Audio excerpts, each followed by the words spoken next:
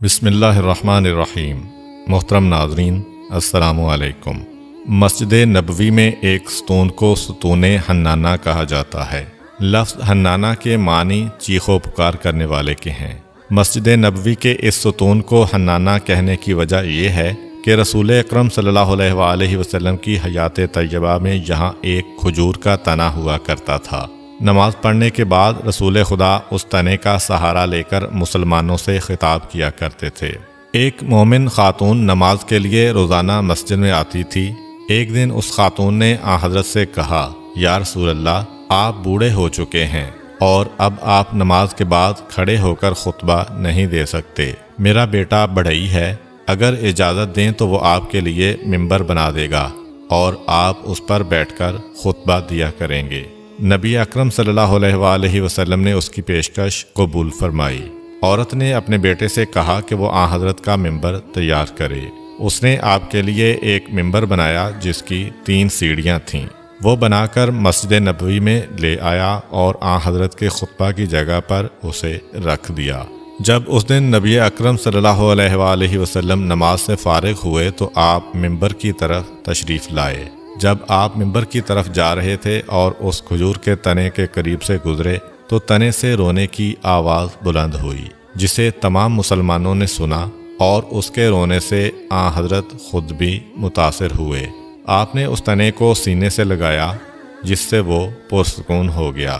پھر آپ نے اس سے فرمایا، اے کھجور کے تنے، گھبرا نہیں، میں نے تیرے متعلق خدا سے درخواست کی ہے کہ وہ تجھے جنت کا درخت بنائے گا۔ اس کے بعد تنا خاموش ہو گیا اور اس کے رونے کی آوازیں رک گئیں۔ بیان کیا جاتا ہے کہ وہ تنا بنی امیہ کے عہد تک مسجد میں باقی رہا۔ اولاد مروان کے عہد حکومت میں مسجد کی توسیع کی گئی تو اس کو کاٹ کر پھینک دیا گیا۔ ایک مومنہ خاتون 300 درہم کی تھیلی لے کر نبی اکرم کی خدمت میں حاضر ہوئی۔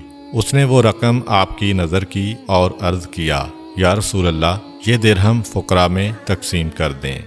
حضرت صلی اللہ علیہ وآلہ وسلم نے وہاں پر موجود ایک صحابی سے فرمایا، اس سے یہ تھیلی لے لو اور سونے کے یہ درہم زمین پر رکھ دو۔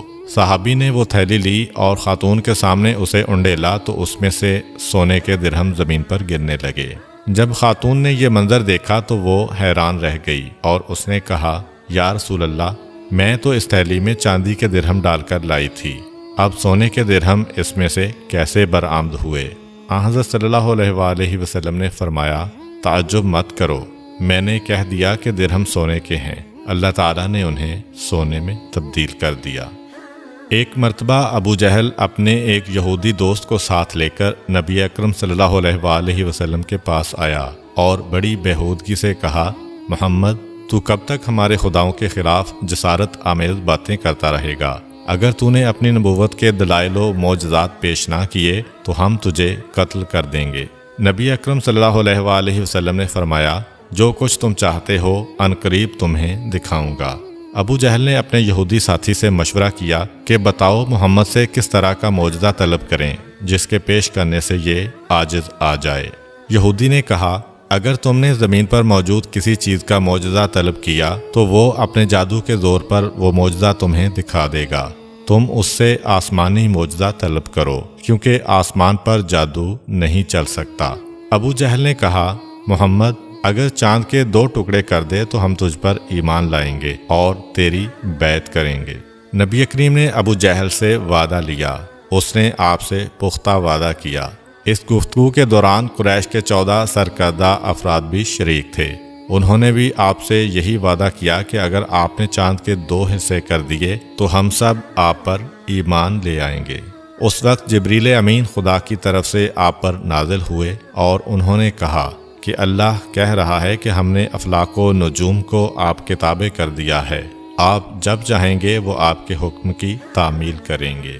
اللہ کا وعدہ سن کر آپ مطمئن ہو گئے اور آپ نے فرمایا کہ جب چاند مکمل جوان ہو کر بدر کامل کی صورت اختیار کرے گا تو میں اس رات یہ معجزہ پیش کروں گا۔ الغرض 14ویں کی رات ہوئی۔ اس رات حسب وعدہ پیغمبر اسلام صلی اللہ علیہ وآلہ وسلم کوہ ابو قبیس پر چڑھے۔ آپ کے ساتھ مسلمانوں کی ایک جماعت تھی اور دوسری طرف سے ابو جہل اپنے یہودی دوست اور مشرکین کے گروہ کو لے کر آیا اور وہ بھی کوہ ابو قبیس پر بیٹھ گئے۔ معجزہ دکھانے سے قبل آپ نے ان سے دوبارہ عہد و پیمان لیا کہ اگر چاند کے 2 ٹکڑے ہو گئے تو وہ آپ کی نبوت پر ایمان لائیں گے۔ پھر نبی اکرم صلی اللہ علیہ وآلہ وسلم نے اپنی مبارک انگلی سے چاند کی طرف اشارہ کیا تو چاند 2 حصوں میں تقسیم ہو گیا۔ نصف حصہ اپنی جگہ پر رہا اور نصف حصہ کافی دور چلا گیا۔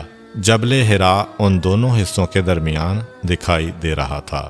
رسول اکرم صلی اللہ علیہ وآلہ وسلم نے ابو جہل اور مشرکین سے کہا، کیا تمہیں چاند پھٹا ہوا دکھائی دے رہا ہے؟ لوگوں نے کہا، جی ہاں، یہ 2 نصف حصوں میں تقسیم ہو چکا ہے۔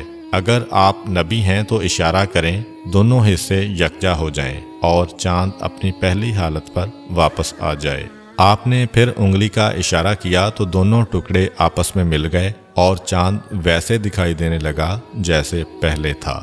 نبی اکرم صلی اللہ علیہ وآلہ وسلم نے حاضرین سے کہا کہ اب تم اپنا وعدہ پورا کرو اور اسلام کا اعلان کرو۔ ان میں سے صرف ایک یہودی نے اسلام قبول کیا، باقی مشرکین اپنی ضد پر اڑے رہے۔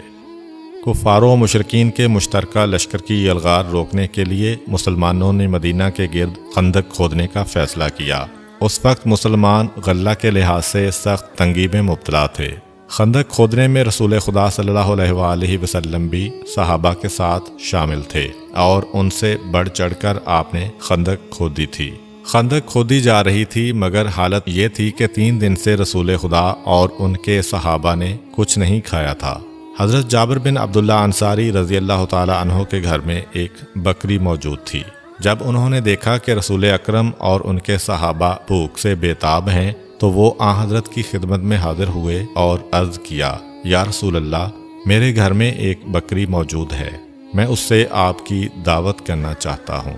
آپ سے درخواست ہے کہ آپ میری دعوت قبول کریں اور میرے مہمان بنیں۔ آن حضرت صلی اللہ علیہ وآلہ وسلم نے فرمایا، جابر، اکیلا میں مہمان بنوں یا میرے ساتھ سارے صحابہ بھی تمہارے مہمان بنیں؟ اب جابر آن حضرت سے یہ کیسے کہہ سکتے تھے کہ صرف آپ اکیلے ہی تشریف لائیں؟ انہوں نے سوچا کہ اگر آن حضرت بالفعل صحابہ کو ساتھ لائے بھی تو چند ہی افراد کو اپنے ساتھ لائیں گے، کیونکہ وہ سن چکے ہیں کہ بکری ایک ہے۔ حضرت جابر نے عرض کیا، یا رسول اللہ، آپ اپنے صحابہ سمیت تشریف لائیں۔ اس وقت 700 افراد خندق کھودنے میں مصروف تھے۔ آن حضرت نے منادی کو بلا کر فرمایا کہ تم لوگوں میں اعلان کر دو کہ وہ جابر کے گھر چلیں اور وہاں چل کر کھانا کھائیں۔ حضرت جابر اپنے گھر آئے اور اپنی بیوی سے یہ سارا ماجرا بیان کیا اور کہا، اتنے زیادہ افراد کو ہم کیسے کھانا کھلا سکتے ہیں؟ بیوی نے کہا، کیا تم نے نبی کریم کو اپنی حیثیت سے آگاہ کیا تھا؟ جابر نے کہا، جی ہاں۔ بیوی نے کہا، پھر تمہیں فکر کرنے کی کوئی ضرورت نہیں ہے، رسول خدا بہتر جانتے ہیں کہ انہیں کیا کرنا ہے۔ الغرض جابر کی زوجہ نے گوشت پکایا اور اس میں شوربہ کچھ زیادہ ہی رکھا اور